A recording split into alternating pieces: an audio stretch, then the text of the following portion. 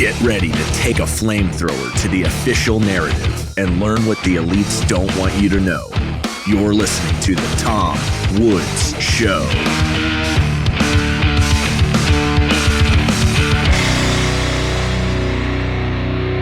Hey everybody, Tom Woods here, episode 2513 of The Tom Woods Show, with our old friend Doug Casey back here. Always great to have a chance to talk to him. Doug, you almost certainly know, he is the author of 8 books, including 2 New York Times bestsellers.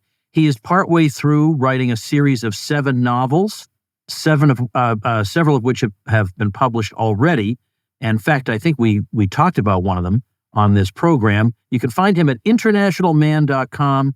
Check him out on YouTube with Doug Casey's Take. He's written about, has an opinion about anything and everything under the sun, and I'm always interested in those opinions. So, Doug, welcome back. Well, it is a pleasure to be here with you, Tom, although here is out on the Campo in Uruguay. Where are you physically right now? Well, physically, I'm in Central Florida. I'll be in Las Vegas next week, as I told you. And in fact, you and I first met in person on a PBS television program set about 15 years ago out in Las Vegas. We recorded a show together, and that was how I got to know you. And that was when I realized you're about 3 feet taller than I am. Well, 6'4" to be exact. But I don't think PBS, I'm sure they wouldn't allow us back on today. No, especially after they saw what we said the first time. So, right. You can find it online if you're clever. If you go to YouTube, you can find it online. I have a bunch of things I want to ask you about, because the world is, I know that a lot of people say over the years, this time that we're living through must surely be the craziest time. And then another generation comes along and says, no, it's this time. Or we're told 2012 is the most important election of our lifetime. Then it's 2016. This right. I get it. But you know that the story of the boy who cried wolf does in fact end with there actually being a wolf. I mean, it is possible that you do get to the craziest time, or you do get to the most important election. And so right now, given how wild things are, I feel like the Doug Casey bluntness is very much called for. So let me start with something that you've written about over the past couple of months, and I mean, certainly before that, but also very recently. And that is the whole green economy, climate change thing. Because they'll say you're a science denier, and all the experts agree that this is a big problem, and the way we're going to solve it is this, that, and the other thing, these various ways that just by some odd happenstance happen to decrease everybody's standard of living. That's just an odd side effect of these policies. How do you, at this point, I think I've given up trying to convince people who are so suggestible that they just accept whatever the establishment teaches them. Like, if you're not skeptical of the establishment yet, I don't have the time to spare for you. Instead, I'm trying to help normal people prep for whatever's coming. What's your approach to all this? Well, I certainly agree with your approach to history. The world's been coming to an end throughout recorded history, actually. But it's still here. Not to say that we haven't had at least a couple of dark ages along the way. And maybe we're heading for a third great dark age now. Yeah, and have I been crying wolf? Since I got into the investment advisory business, giving people my opinions on where the economy is going, where the markets are going, and so forth,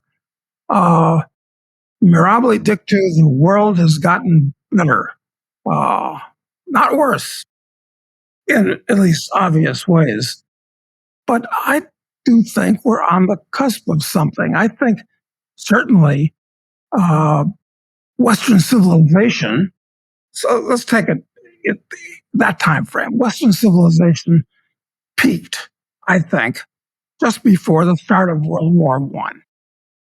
And Western civilization has been slowly going downhill for over 100 years.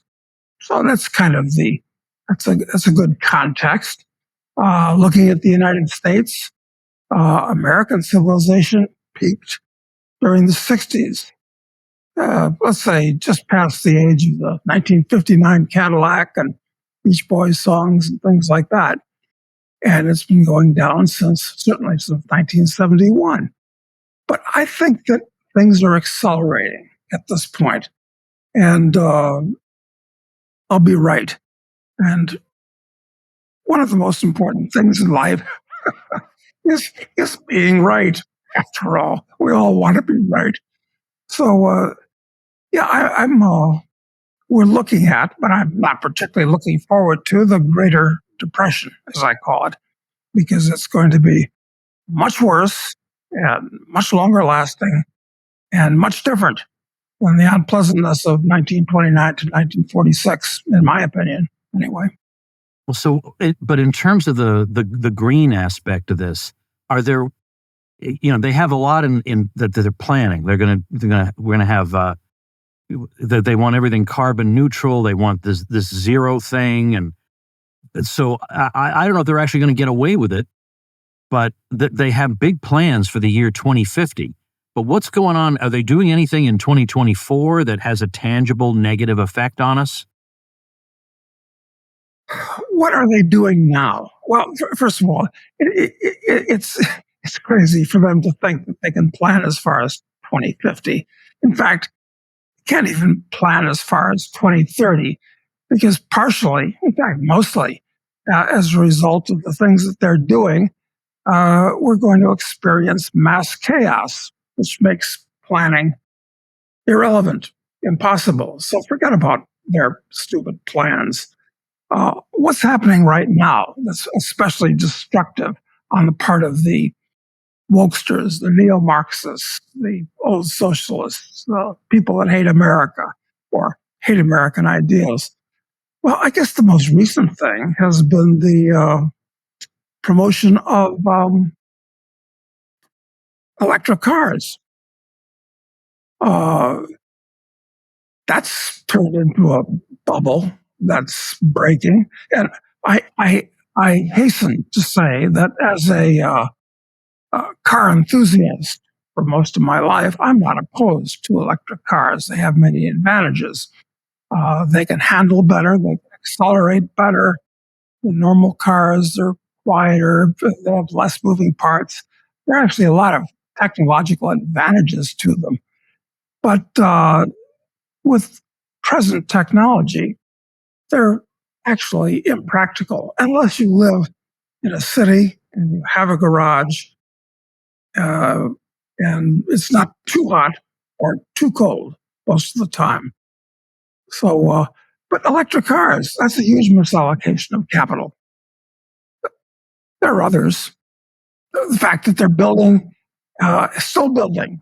In fact, they're accelerating the rate of building of windmills and solar devices to electrify these EVs.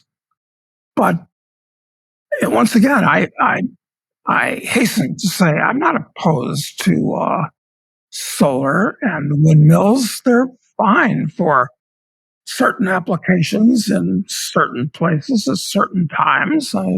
And those technologies have become much more efficient and have improved over the years, but they're totally unsuitable for running a mass industrial society. It's asking for a mega disaster trying to use those things to power the world. So those are two big ones. But my God, there's a whole panoply of green idiocy going on, like trying to eliminate cows, which are said to be a major source of methane. Well, it's not that they hate cows or methane; they really just hate people and don't like to see the pleb living high off the hog. Guess they want to eliminate hogs too, for that matter. Well, I think the thing that is driving some of the hysteria on the part of, let's say, the general public is that, well, a lot of people most people don't want to be dissidents. They don't want to be the unpopular people. They don't want to be the odd man out.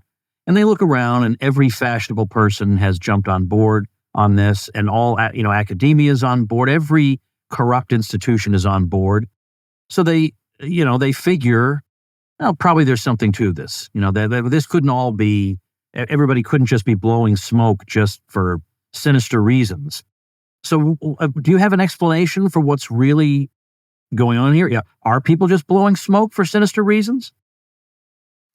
Yeah, why are people doing all these stupid things out there? Hmm.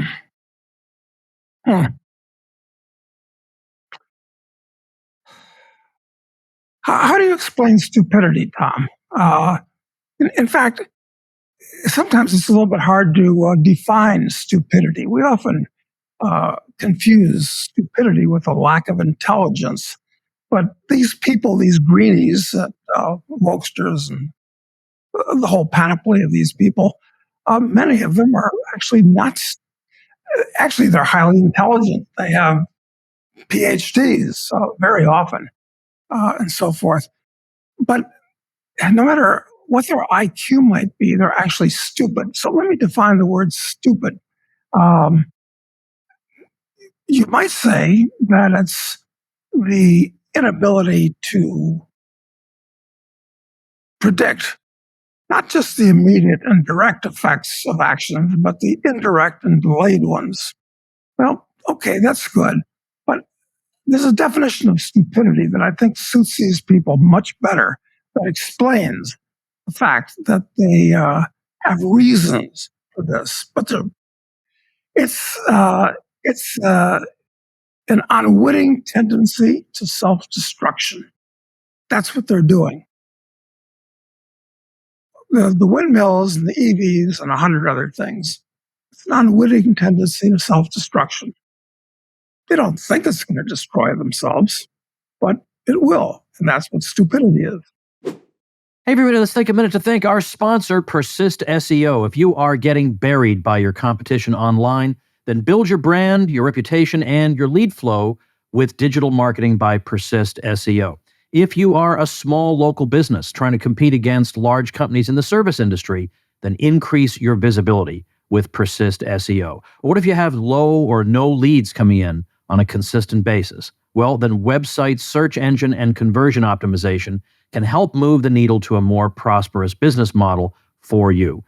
Are you tired of cold calling and networking, meeting places getting shut down? Use your website as a lead generation engine. Or what if you're not showing up for your services in the search engines?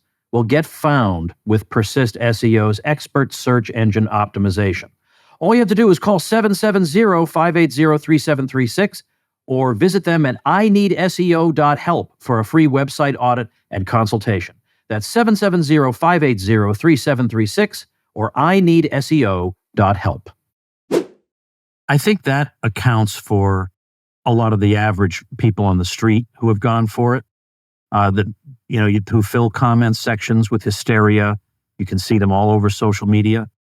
But as with so many other questions, and you could go down the list, COVID, many other questions, after a while, given the pattern of these people, everything and by these people now I'm talking about the elites, everything they touch is a disaster.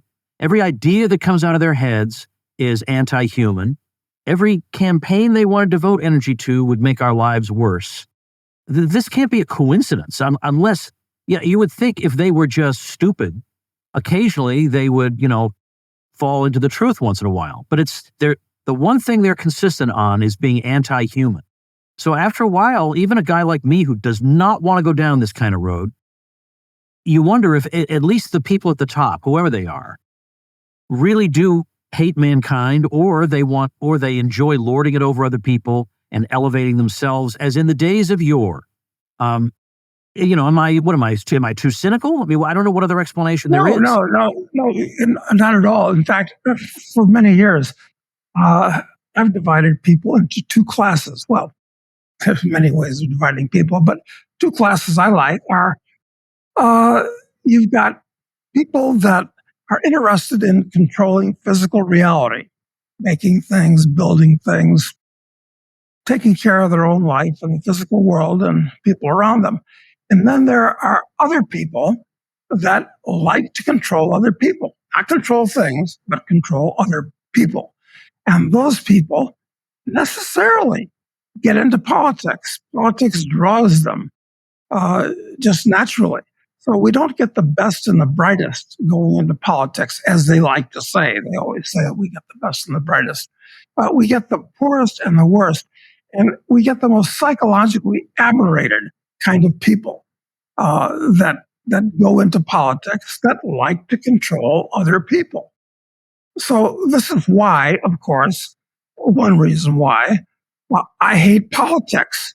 I don't just dislike collectivist politics, or I hate politics, period, because it always draws out the worst in people. It's the nature of the beast. That's why I've been an anarchist for many years, as you are too. Do you announce the fact that you're an anarchist in public? Well, I mean, these days it's it's more or less a philosophical position that I hold because of my deep cynicism about everything, and I feel ridiculously naive saying, well, we can make sure we'll have some document that ensures that such and such person does X, Y, and Z. I feel ridiculous even saying these things. Or if only we could get back to what our founding fathers. I mean, I'm just tired of being played a sucker. That's right. That's why we have the Constitution, because it prevents the government from doing all the terrible things that it does. Yeah, it's quite ridiculous, actually. But I'm happy to announce the fact that I'm an anarcho-capitalist. It scares people, frankly, and that amuses me to do that. Yeah, no, it's like when you're dealing with recalcitrant donkeys. I mean, you actually got to sometimes hit the animal between the eyes with a 2x4 to get its attention. And when you say you're an anarchist, it shocks them. They've never heard anybody say that. They expect you to take out a little round bomb with a lit fuse. Right, they have no idea what you're talking about. Yeah, no, exactly. Well, I actually want to ask you, because I know I've asked you this before, but again, things are changing pretty quickly. About in this kind of world, what kind of advice do you give to a young person? Now, let me before I throw that question over to you. We can obviously talk about college or not. If not college, then what should you be doing with your time? We've also talked about relocation and where it makes sense to go. And I will say that a couple of weeks ago, I held a conference, but we built it an unconference because the participants were able to make their own presentations. And it was extremely interesting. The kind of people that are attracted to my events are just very, very interesting people. And so we had one person saying, this is why you should all move to the Northern Mariana Islands. Now, I bet most Americans never even heard of that until Julian Assange went there recently. But it is actually a U.S. possession, and there are tremendous tax advantages to moving there. It's just that you have to understand your closest major airport after Saipan will be Tokyo. But then from Tokyo, you can go anywhere in the world you want. So you can save on your taxes tremendously and have other various advantages. But I had somebody, a married couple, where the wife was originally from Kenya, and they gave a very Doug Casey presentation where they said, this is why we're actually moving to Kenya. Here's why. And when I went in there to that presentation, I said to them, you are going to have a long road to hoe to convince me why I should move to Kenya. But what I at least took from it is that if you were adventurous enough to go off and do something like that, entrepreneurship is so much easier there for at least one major reason, that they don't have a lot of the simple pleasures and comforts that we have in the West. So you go over there and you think about things we enjoy, and then you look around and see what they don't have, and then you bring it to them. You're absolutely right, Tom. I've been saying for years, I'm saying it a little bit less now for a different set of reasons we could talk about. But I've been saying for years that if a young person wants to rise quickly in the world and make his fortune, get the hell out of the U.S. and go to Africa. Africa would be the best place in the world. And why do I say that? It's because you don't want to be on a level playing field. Everybody says, oh, a level playing field. That's what we want. That's wonderful. No, I don't want a level playing field. I want a field that's tilted where I'm on the high ground. And if you're a young American or Canadian and you head to Africa, you will have your background, your education, your worldview, your connections, the amount of net wealth that you bring to start with, will put you way ahead of the average person in Africa. And I've found that just as a normal middle-class American boy, I can get into the office of the president within a couple of weeks in most of these third world countries. So that's what you should do. You want to go places where you have advantages that the locals don't. It's good for you and it's good for them. So you're absolutely correct. Yet, let's also account for people who don't especially want to make that kind of a leap, because that's a very tiny minority. When they turn 18, what should they be thinking about doing, given that, unfortunately, we still live in a society that highly values the formal credential? Yeah, well, those formal credentials are bullshit. We know funny that. You should ask that, though, Tom, because are you aware of the fact, have I ever mentioned to you the fact that for years I've threatened to write a book? It was going to be called The Renaissance Man, but that's too presumptuous on my part. I don't know what we're going to call the book, but it's going to be what a young man should do with the 4 years, 18 to 22, instead of going to college, which I've long said. When I was on the Donahue show, Phil gave me an hour by myself the day before the national elections of 1980, and I was in good form back then. And one of the two things I said that made the audience boo and hiss at me, where I said, I'm sorry I went to college, and I don't advise you go to college. Well, that was anathema back in those days. But now, almost any fool can see that it's a huge misallocation of 4 of the most valuable years of your life, and $400,000 of capital. So this book is about exactly what you should do during those 4 years.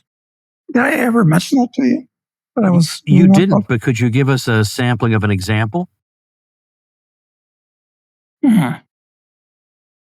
Well, anyway, where my co-podcaster Matt Smith and I are writing this book now, and his son, who's 18, is putting the theory into practice as a guinea pig, if you would, for all this as we speak. An example of what you should do during that 4-year period of time instead of going to college? Well, okay. And let's say $300,000, but forget about that. That's what most people fritter away on college. But what do you do with that 4 years of time? Well, there's a list of books to read, a list of shows to watch, a list of courses to take. I like the teaching company because I take world-class professors and they give a command performance. But more than that, it's what you should do during that time. Things that you do allow you to have things. And by having things, it makes it easier to do more. And by doing and having, you can become something. Those are the 3 most basic words in every human language: be, do, and have. So what do? Max has already taken a course to become an EMT, and that has allowed him to have a whole range of experiences and so forth. He's taking courses in martial arts, so he'll become a skilled fighter. I think the ability to defend yourself not necessarily to be Jason Statham or Jackie Chan or this type of thing, is like a foundational skill that everybody ought to have.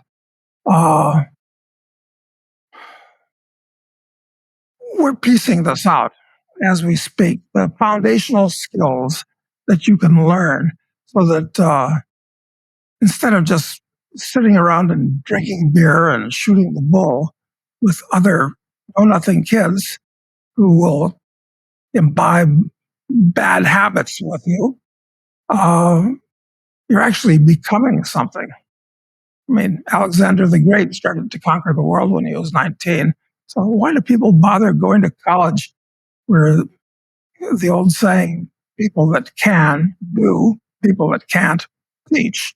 That's absolutely true of colleges today where Marxists totally control the educational system. There are a few exceptions, but not very many. They're all in the same cesspool together, and they breathe the same air and swim in the same water and reinforce each other's stupid ideas. Universities are full of administrators as opposed to teachers. Hell, I mean, am I going on too long about this now? Well, no, what I'm thinking is that also the vaccine mandates at these colleges almost certainly drove out, a good chunk of the remaining decent people that could still be found there. For sure. Yeah, for sure. I look, 100 years ago, yes, few people went to college, and few people should go to college. It's an intellectual endeavor. But the book that Matt and I are writing is not just about education. That's becoming a polymath. Now, it's wonderful to be a polymath, to have a good depth of knowledge in many things, but that's only half the story. That's just knowing things. It's as important or more important to have being a polymath is a foundation, but you use that foundation to do things, to actually create things, go places, see things, and so forth. I think the model that young men, and I think we're probably talking to a lot of young men now, aren't we? Your audience? I would say, the major age group that listens is 35 to 44, but we also have the 26 to 34 people, I suppose, 25 to 34. Well, you want to have a model. And one of the problems with American civilization today, or what's left of Western civilization, and not much is left of it, frankly, is to have a proper model. Now, I would say the Count of Monte Cristo, a fictional character, is an excellent model. But I'm all for using fictional characters as models because they can be idealized. And you want to strive for an ideal, quite frankly, not necessarily a real warm body with faults, oftentimes feet of lead.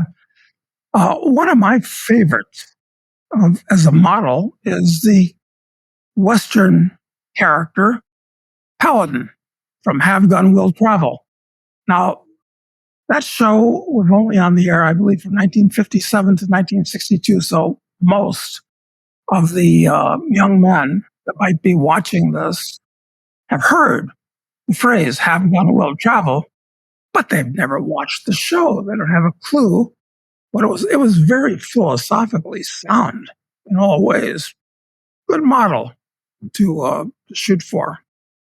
And that's what we're trying to do in this book. When do you think it's going to be ready? Well,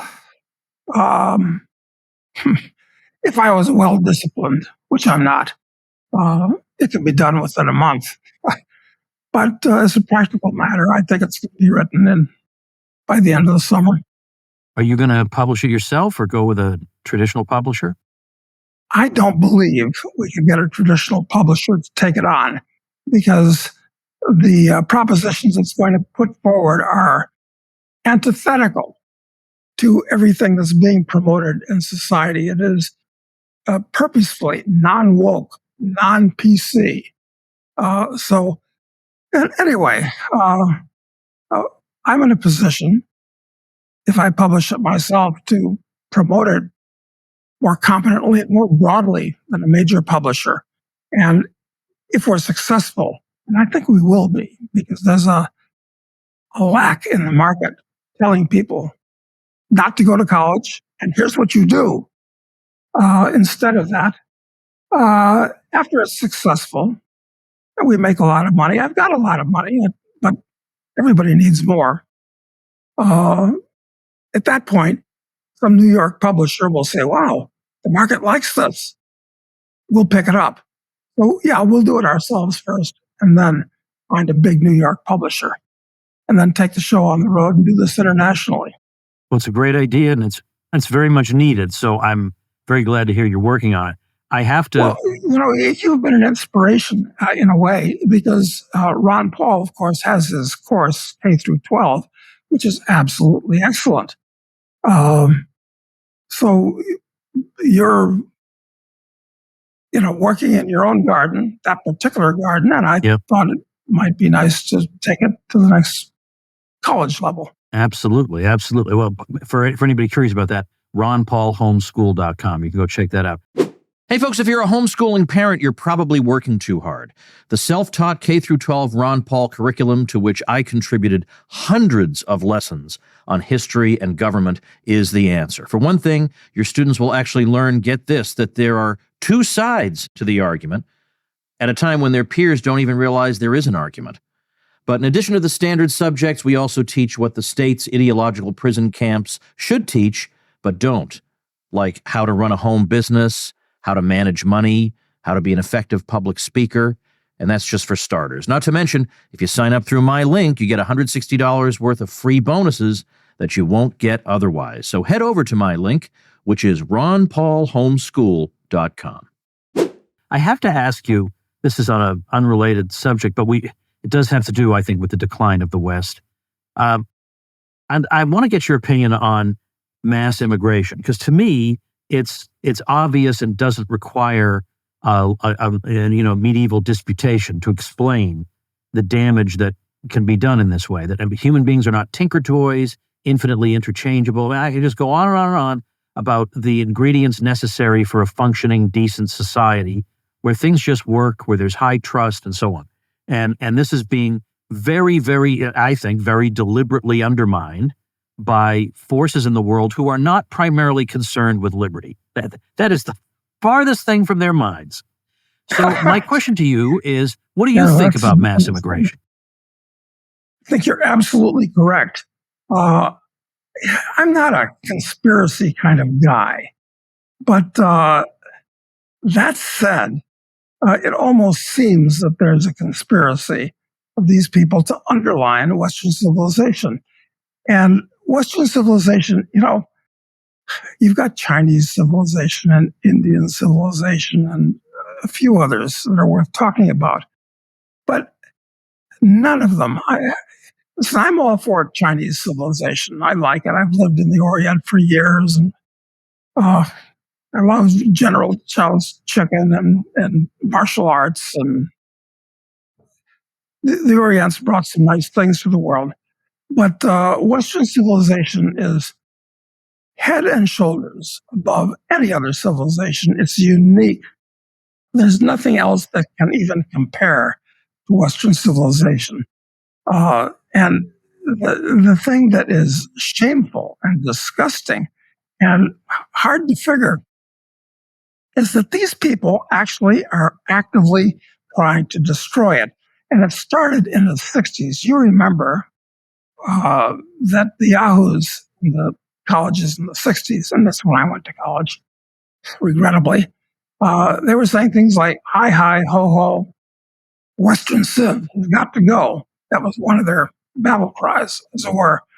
But now they've taken it to the next level, because all the yahoos that were hippies back then are now college professors, and they're thoroughly indoctrinating the kids that have basically tabula rasa minds, and they're filling them with these bad ideas. And who wasn't? I guess it was Saint Ignatius Loyola said, and Lenin said it too. They both said it, and they were both right. Give me a kid for the first 7 years of his life, or words to that effect, and I have him for the rest of his life. Well, that's not always true, but there's a strong element of truth to that. I'm looking right now. I reached for my notebook because I had to write these things down, Tom. They're the elements that make Western civilization what it is. I actually thought it out. What are the actual elements that make Western civilization what it is? And idiotically, my own notebook, and I can't find the 12 elements. So I hope I'm not you wrote down going there. 12. Well, I came up with 12. Maybe that's too many. Maybe it's too little. But have you thought about what the elements that make Western Civ different from any other? I have, but then I wonder, if Western Civ is so great, how is it so easily subverted? I mean, it would be one thing if the people subverting it were holding up a heroic ideal. We're holding up a more beautiful civilization. We're urging us forward to even greater and greater heights of accomplishment. But to say that is not what's being held out to us would be the understatement of the past 1,000 years. What's being held out in its place is ugly and self-absorbed and unbelievably stupid, and we're losing to that? Yep, you're absolutely correct. Well, I believe in very few laws, but one of the laws I believe in is the second law of thermodynamics. And that holds that everything falls apart over time. That's basically a lot of variations of it, but that's the bottom line of. So maybe we've just had it too good for too long, and it's a wonderful building. But no matter what it is that you build, the second law says things fall apart over time. And that includes Western Civ. God, I'm really quite angry at myself that I can't find, for some reason, the page in this book that enumerates the 12 elements that make Western Civ. But we could. This is a great excuse to do another episode, because we could do the whole episode just talking about these 12 elements. Because we wouldn't be able to do it justice in the time allotted now anyway. So we've run short. And the other thing that I have is, okay, and what are the peculiar fruits of Western civilization that if you don't have the foundation created by Western Civ, you're not going to get the fruits. Why do I say that? Because you can't, if you have, let's say, a wonderful apple tree, you're not going to get strawberries coming from that apple tree. As Jesus said, I'm not a Christian, but I'm a fan of Jesus in many ways. And by your fruits shall you know them. So the fruits of Western civilization, the music, the architecture, everything, that's going to vanish when Western civ vanishes too, I think. Well, in the meantime, as we observe this, I don't like to feel like I'm just sitting on the sidelines watching something die. And yet, as one person, there's only so much I can do, but I am trying to do what's within my reach to do. And that is, for example, as you said, that Ron Paul curriculum, educate younger people. And one really, really smart and sharp person can do the work of 5 or 10 robots. So I'm doing my best with that. I have a number of online communities where we're trying to put our heads together and figure out how to prosper in a world like this. I think that's the best that I can do. In terms of where would I wind up going, I never ever even considered the possibility that I would leave the U.S. And you may say, oh, but every place is at least as bad as the U.S. That's not true. There are plenty of countries that are not as woke as the U.S., and you don't have to move to Africa to find them. Where even if the taxes are a little worse, at least it's livable. And also there are ways for the less adventurous. There are tax advantages to the various or some of the U.S. territories, the U.S. Virgin Islands, although you have to jump through some hoops there. Puerto Rico, okay, how's your Spanish? But you could live in the Northern Mariana Islands and have tremendous. You wouldn't have to renounce your citizenship. You could have great tax advantages, nice beaches, and be plugged into another part of the world. So there are ways of living differently that don't involve really, really radical steps. Did you ever renounce your U.S. citizenship? No, I should have done that years ago.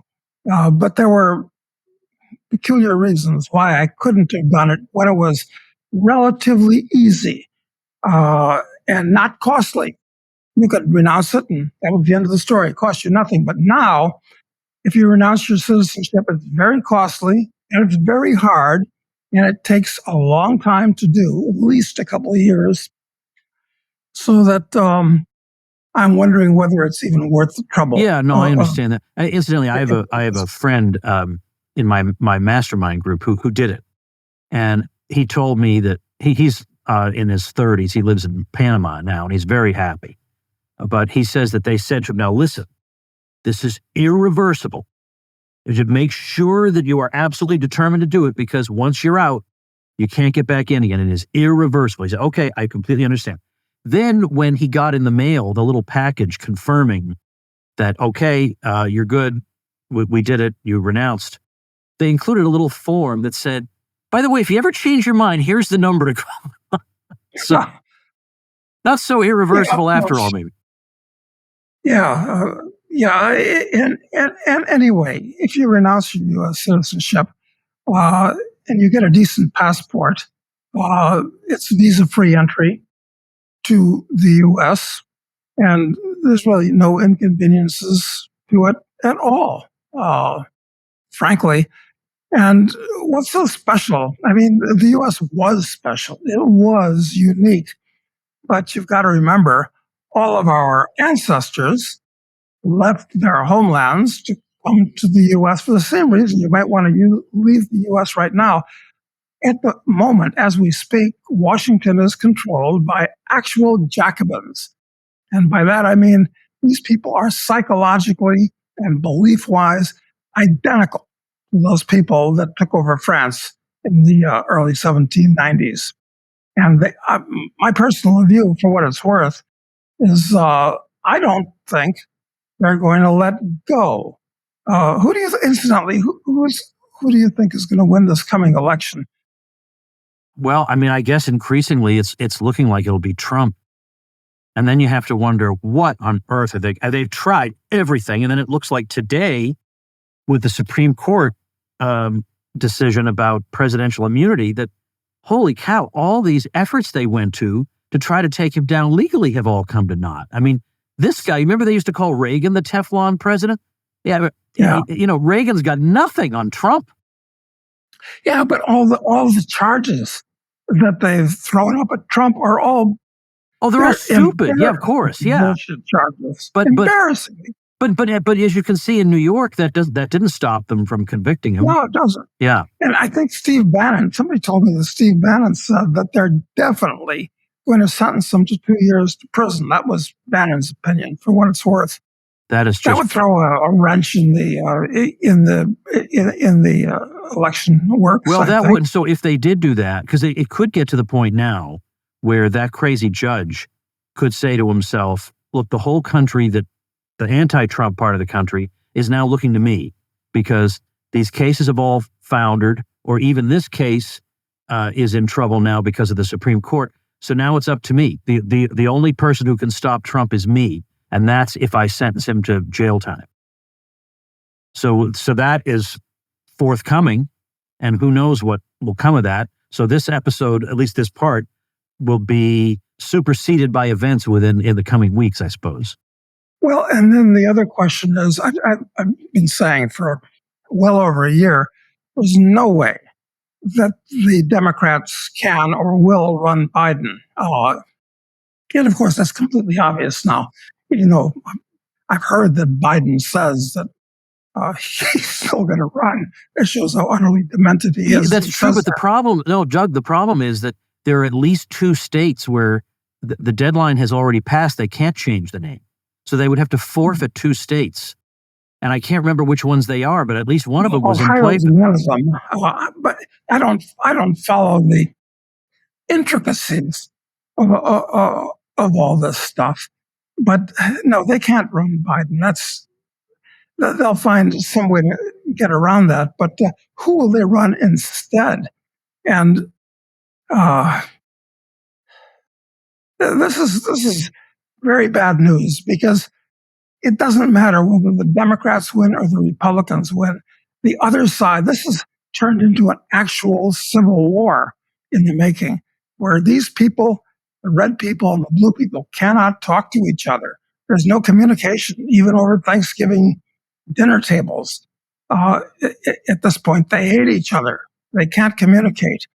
So that it doesn't matter who the Dems run.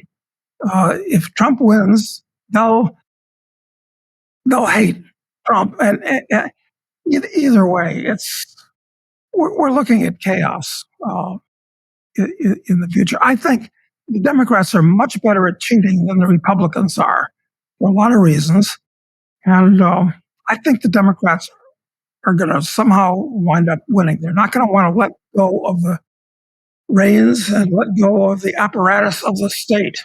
Very important to them. So we're headed towards something that resembles a civil war, frankly. And it's not going to be a civil war like the unpleasantness of 1861 to 65. That was one thing. That was war of secession with geographical things. This is going to be, no, I don't want to be in the U.S. Well, let's go. In fact, I'm in Uruguay now. I don't really even want to go back to the U.S. because anything could happen. Maybe World War III will start when they're pushing the Russians in the Ukraine. Maybe that'll blow up. Maybe something will blow up with the Israelis and the Iranians and Hezbollah. Maybe something will blow up in the China Sea between the Filipinos and the Chinese, which we'd get involved in, or for that matter, the Taiwanese, or a number of other things that are out there that we're not even thinking about.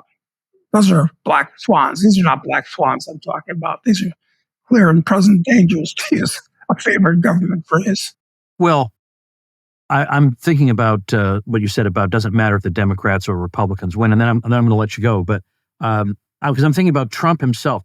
Obviously, what Trump represents is way, way more significant and interesting than Trump as a person. Because Trump as a person sometimes seems like a million miles away from what he appears to many people to represent. I mean, he's gonna drain the swamp, so he's got Nikki Haley, John Bolton, and Mike Pompeo for foreign policy. Like, are you out of your mind? Are you so you're supposedly concerned about the country, but you can't even be bothered to figure out who the good guys and the bad guys are? And we're assured, oh, don't worry, I mean, being president is like generally a once-in-a-lifetime opportunity. You would think you would study up for it a little bit. And that was the best he could do. This time around, he's supposed to be much better, and he learned from this. When you said that the Democrats are better than the Republicans at cheating, I'll tell you what else they're better at. They're better at rewarding their own people and putting their own people, like people who are absolutely committed to their worldview, in various positions. Whereas the other side is, well, let's try to be conciliatory and just to show how high-minded we are. The Democrats don't care about being high-minded. They care about winning. You're absolutely right, Tom. You're absolutely right. God, what was I going to say regarding that? Yes. And the helmsman that's heading the course, sailing the ship, they say, Trump, has absolutely no philosophical core. He doesn't have any core beliefs at all, which accounts for these idiots that he surrounds himself with. Terrible judges. He's a terrible judge of character. The only good thing about Trump And of course, I don't vote for a number of reasons that I could list. But the reason why I prefer Trump, let me put it that way, would win, is that he's a cultural conservative. He actually doesn't want to overthrow whatever is left of the U.S. The Democrats do. These people hate the U.S. They hate America. Trump doesn't. He'd like to go back to the 1950s. So he's a cultural conservative. I think he'd be happy going back to 1987. And you know what? 1987 seems pretty right wing from where I'm sitting. I'll take it.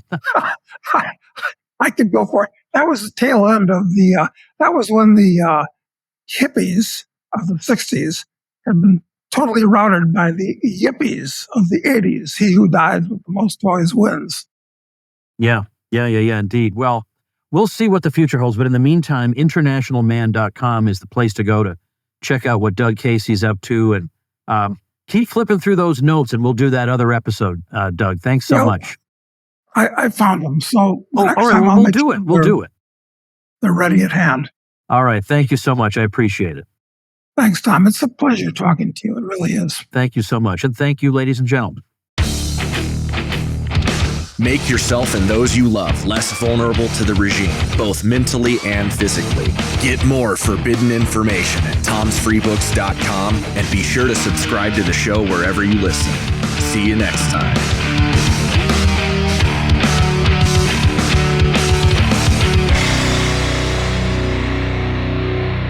Like the sound of The Tom Woods Show? My audio production is provided by Podsworth Media. Check them out at podsworth.com.